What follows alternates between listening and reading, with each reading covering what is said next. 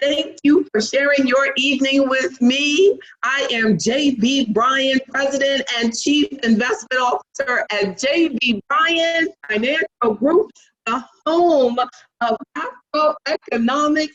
And we are not stopping, y'all. We had like all this technology stuff go down tonight, but that's part of the perseverance. I'm gonna tell you, next year I celebrate 25 years as an entrepreneur. And for everyone who aspires to be an entrepreneur or is an entrepreneur, you know that it's not about the easy times. It's about how we get through, how we respond to the challenges in life that actually allow us to enjoy, hey, that financial independence that we're talking about. Because it's not what happens to you. It's how we get through, how we manage what happens to us, how we manage life.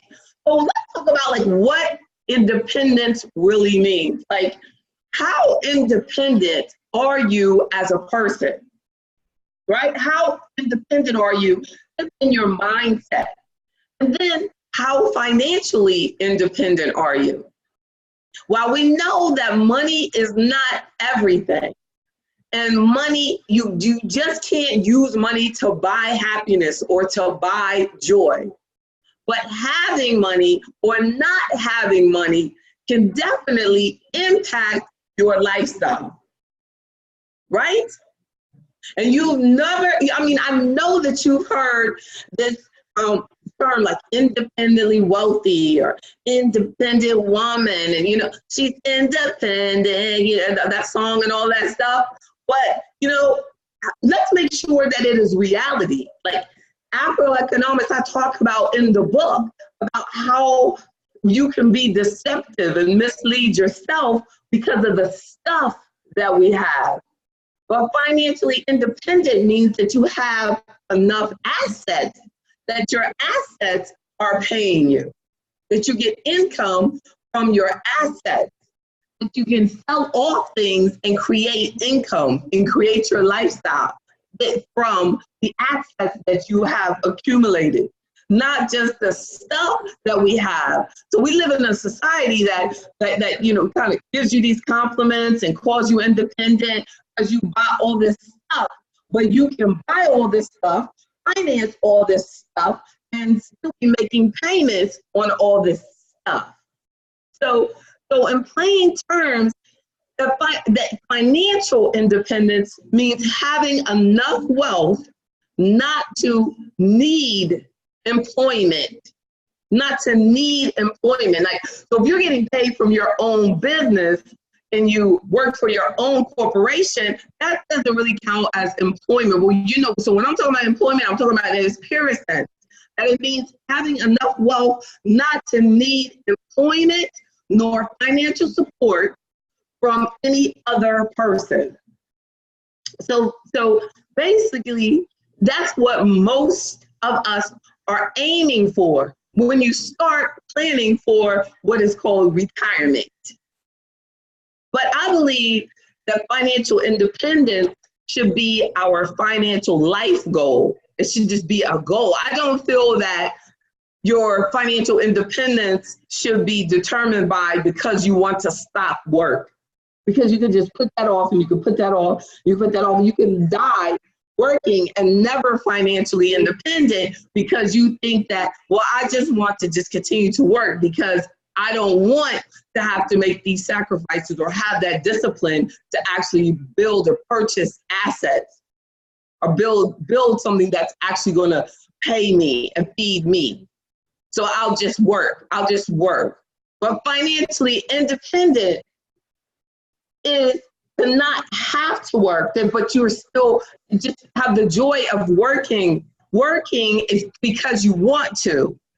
So you can be 75 years old and financially independent, but you're working because you want to and you enjoy your work, or you can still be working in your business or still be working your different properties and picking up the checks from your apartment building that you own, because that's what you want to do. But you also could be financially independent and you want to spend time with your kids, your grandkids, your wife, your husband, you know, and to you, that's what you want to do and you don't. But financially independent is having the joy and the pleasure and the comfort and the setup that you're doing what you want to do, right? So what will it take for you to become financially independent or to maintain your financial independence is really different from person to person. But in order to establish it, no matter what the criteria is for you, it's going to require careful planning and starting as soon as possible with that financially independent, I'm buying assets mindset.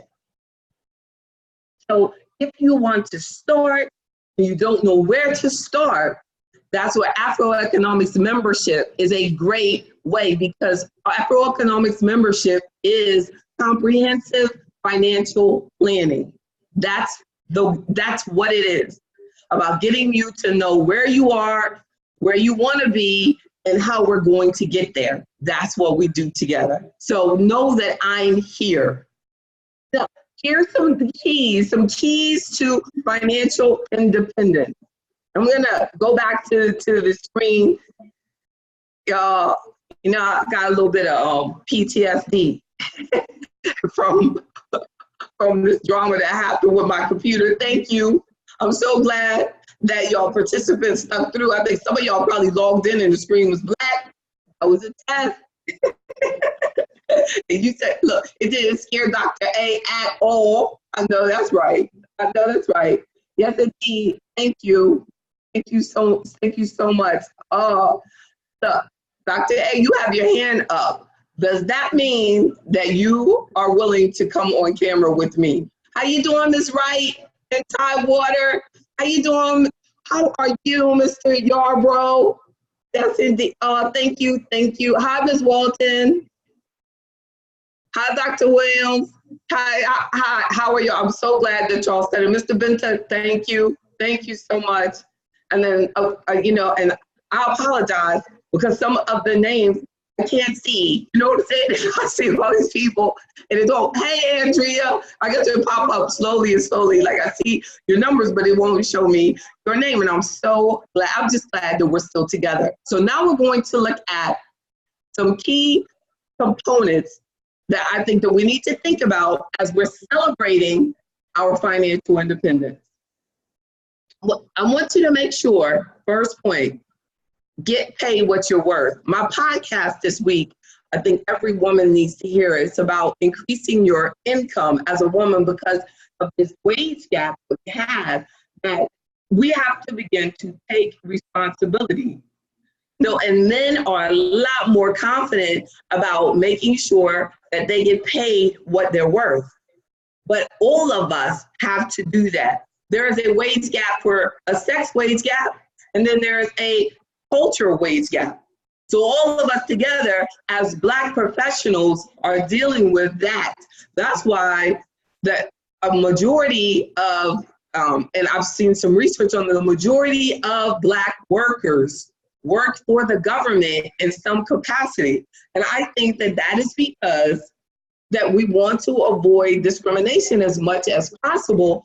And so it'll be like local government, state government, federal government. In some capacity, the majority of us are connected with the government. Isn't that something? And because of that, the government, of course, is not for the job that you work.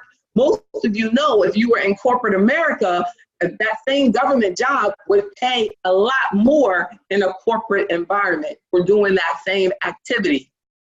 Not to say that the government doesn't pay well, but you know that, you know, corporate, same work, that and many people that when I have many clients that have retired from the government and have gotten some great contracting offers in the corporate community, doubling what they were making working for the government. So there are, and we're less likely to take that because while we're working, because we have this, you know, we have this need for that security of having the pension. And we feel like if we let them build our retirement, then it'll be a lot easier on us.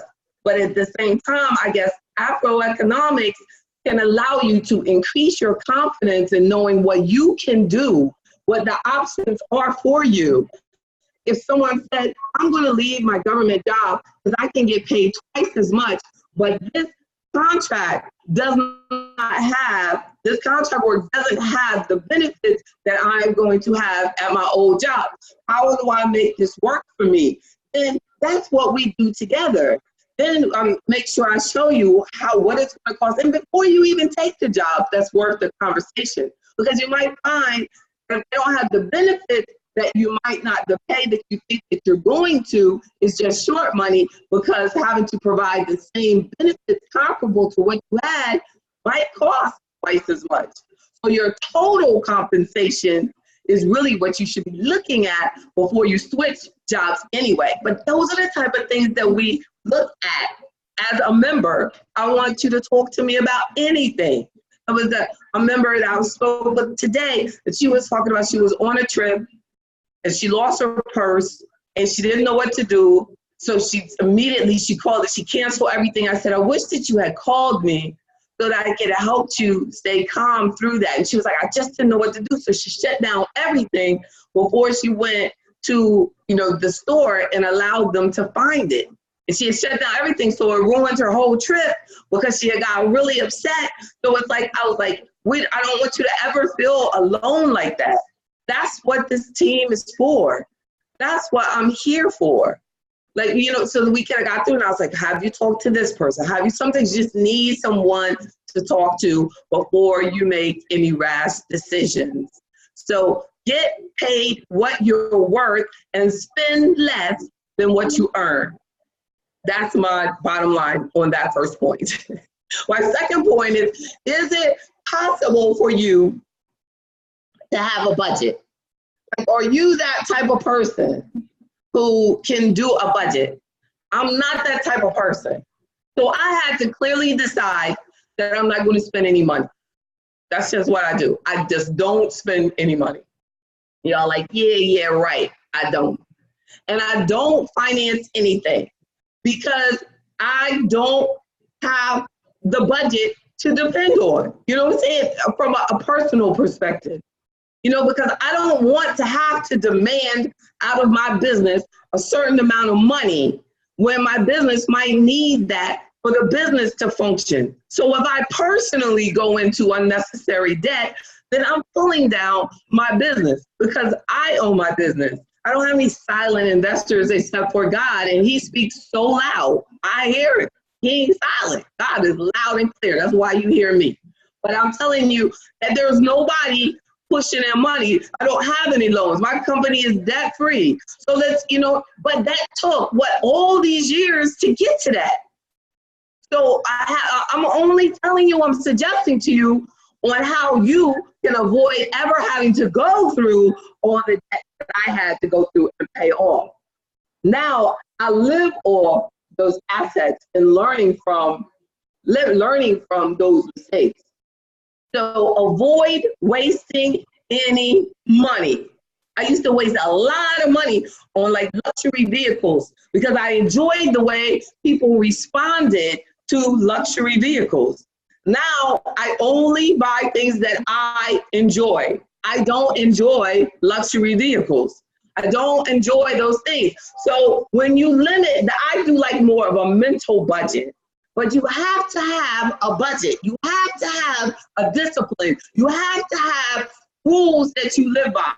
I live by that rule. My budget is I don't do credit card balances. I don't do debts. I don't buy unnecessary items. I don't waste money. I can do that. I can live by it. Some people won't live by that, so then they'll have their budget for this bill and that bill and that bill and that bill. You know what I mean? That's cool because most people have this big salary and they can do that. And then a third point my second point, is it possible for you to have a budget? Are you a budget type person? Have that budget. If you're not a budget type person, have your rules. I have rules that I live by, but avoid wasting money. I'm gonna come back and check on y'all because I'm all into my notes. I hear you said thank you. Okay, great. Mr. Yarbrough. All is well. Oh, thank you. Thank you. God bless you. Thank you. Yes, indeed. So I'm going back to the third point. This camera on this computer is funny, but I'm just glad that we're together. So avoid unnecessary debt. And then what is a necessary? So if I say avoid unnecessary debts, what is a necessary debt? And we need to talk about that. What's a necessary debt? You know, if you want to be financially independent, we have to be spending our money on assets that pay money. So you can spend, $2,000 a month on a vehicle that's just pretty and takes you from A to B, or you can spend $2,000 a month on a truck that helps you haul wood and for construction sites or something. But on that, so financing a truck for your business is a necessary debt because that truck is going to create income every day. Financing a vehicle that doesn't create any income for you and buying it where it's an extreme payment like that and paying interest, is that really necessary? So our fourth point is save tax deferred. Save as much as you can on things that are not taxed right now. But you have to understand what will the taxation be on that particular tax deferred or tax free or tax. We have to understand that. We got to understand taxes. We got to try to avoid taxes, but we have to have a tax strategy. Now, under these tax strategies, and this fourth suggestion for our key points of celebrating your financial independence, because you've got a tax strategy, is to make sure that you maximize your participation in your work plans.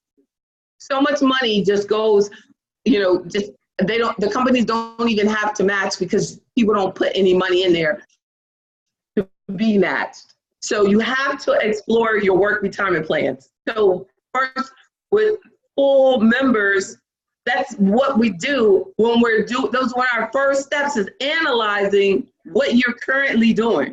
I want to know how much your risk score came out and how much risk you're actually exposed to, and what you're doing. It just helps you get a better understanding of what you are doing and where your money is and how your money.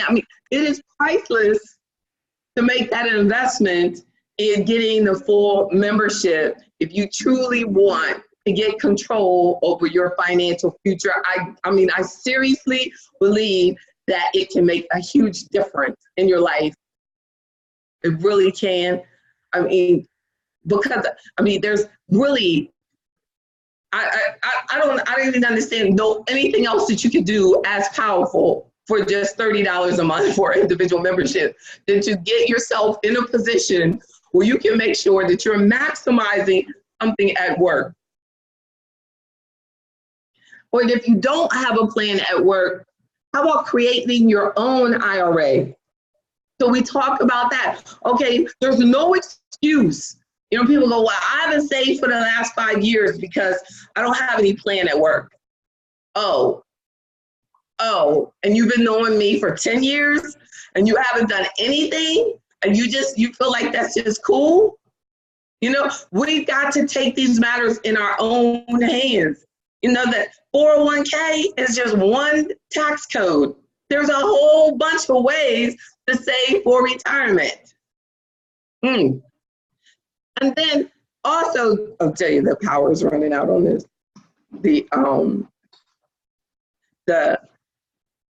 So avoiding unnecessary debts, saving tax deferred, and then having an established tax plan.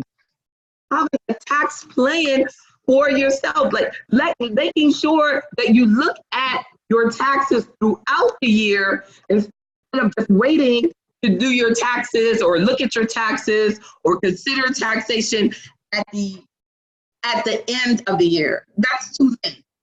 Right now, we should be we should have looked at last year's tax return, and we should be thinking about what is the impact of the things that you are doing right now on your tax return at the end of this year.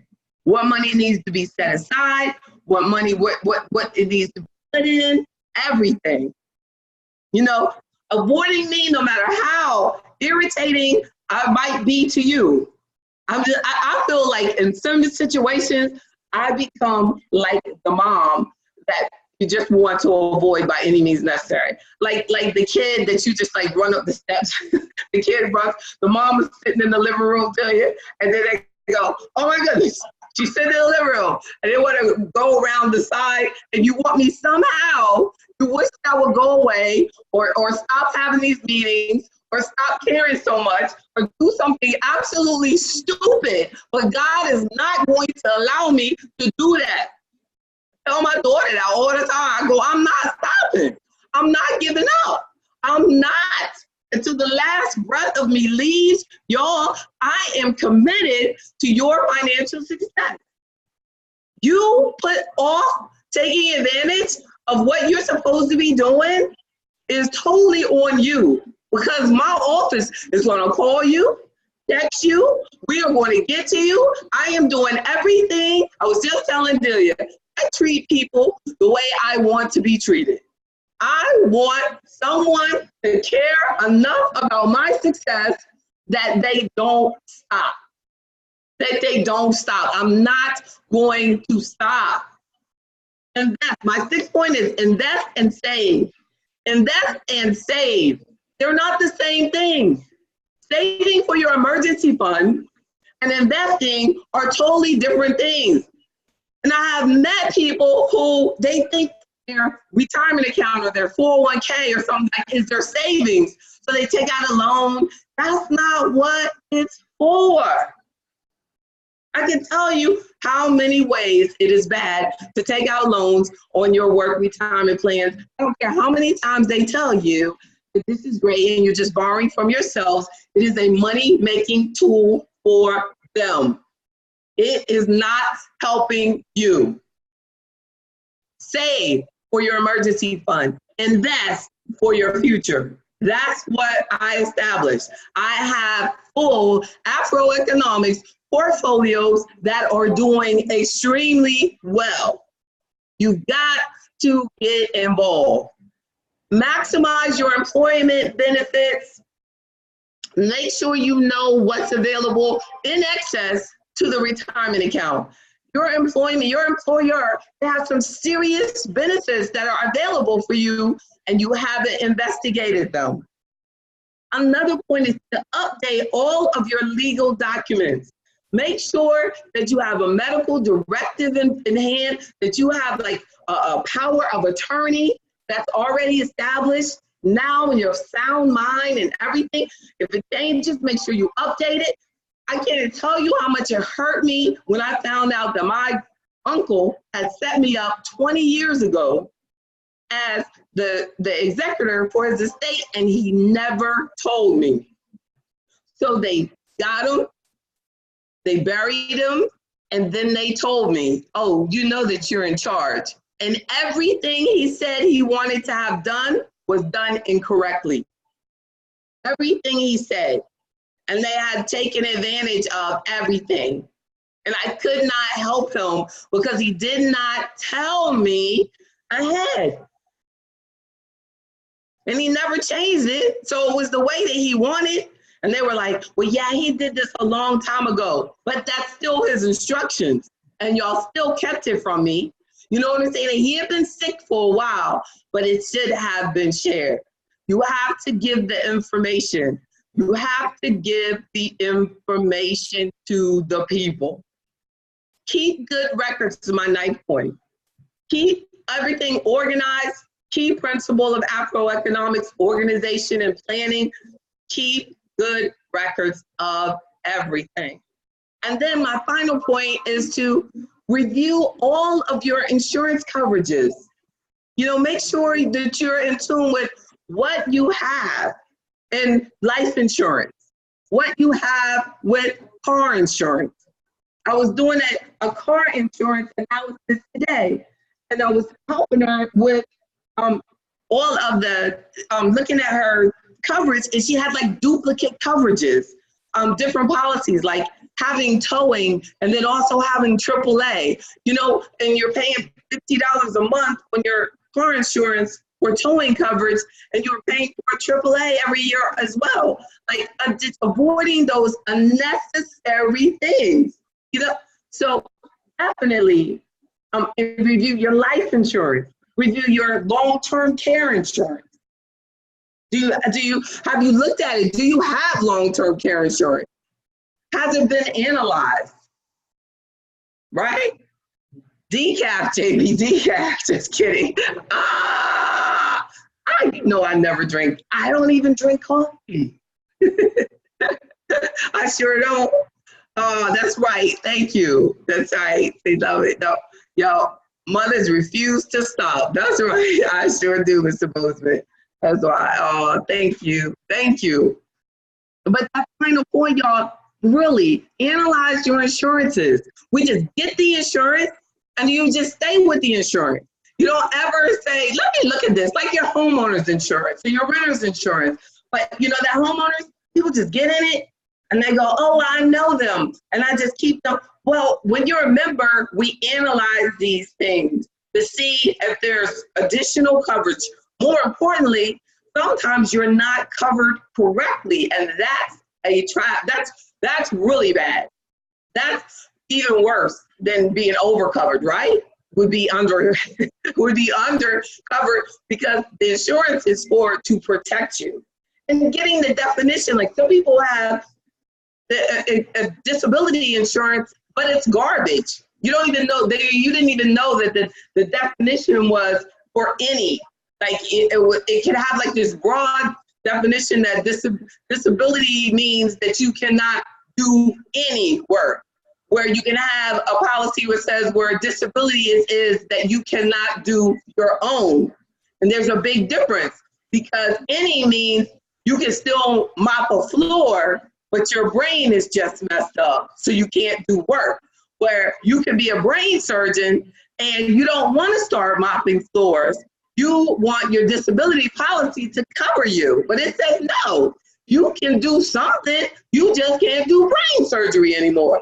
So we gotta know the definition. Well, I'm licensed in all of that. I'm your licensed investment advisor. I'm your licensed insurance agent that is helping you as a member do it without bias. I'm not connected to any product. I work for you. All decaf. How you doing, Mr. Montgomery? He said, amen. Keep it coming. That's right. So I'm gonna let y'all go tonight, but I did record this. I know that the technology tried to stop us, but it didn't. But the knowledge is still here. I'm gonna summarize it. I'm gonna summarize our key points. And then I'm gonna let you leave me. I'm going down my screen. Get paid what you're worth, spend less than you earn. Is it possible for you to live by a budget, or do you live by mindset like I do on these are the things I don't do? Avoid wasting money. A third point is avoid unnecessary debts. What is a necessary debt? Get an understanding. Save tax deferred, work plans, create your own.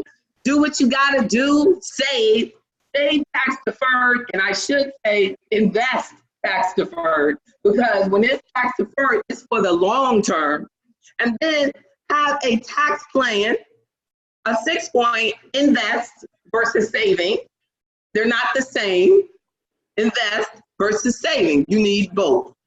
And then a 7th point, maximize your employment benefits at work. All of the employment, what's available at work. Maximize what's available at work. Not the stuff where the people come in and they sell it to you because you work there. I'm saying the things that are through work that give you a discount, or the employer, most importantly, the employer is paying for it. We get confused. They let these products come in and you think that means it's through work. No, that just means you met them at work. And then at 8 point, update all of your legal documents. Update your beneficiaries, update your will, update your medical directive, update all of the legal documents. Don't waste money on legal documents. Don't create all these trusts and things like that if you don't need them. How do you know if you need them? Well, talk to somebody. Because if you only talk to the person that sells the legal documents, then of course that's what they do for a living. They're going to sell it.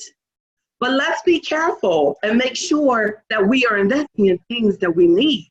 Sometimes you need stuff, and all you can do is go online and create it yourself. Keep good financial records, and then review all of your insurance options.